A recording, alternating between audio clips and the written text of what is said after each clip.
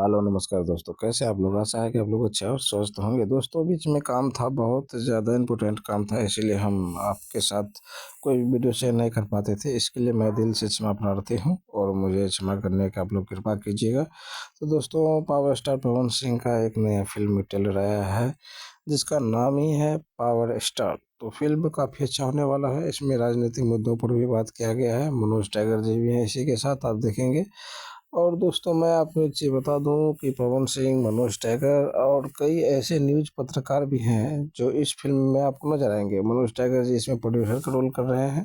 तो देखिएगा, काफ़ी अच्छा होने वाला है। राजनीतिक मुद्दों पर इसमें सवाल उठाया गया है और काफ़ी अच्छा फिल्म है, जो कि एक राजनेता है ये। जो स्क्रीन पर आप देख रहे हैं, ये पवन सिंह के प्रचार प्रसार से ही जीत पाते हैं। तो जिताने में पवन सिंह का बहुत बड़ा रोल होता है और पवन सिंह की मदद से ही ये जीत पाते हैं। तो काफ़ी अच्छा मूवी ट्रेलर होने वाला है, जरूर देखिएगा। जय हिंद।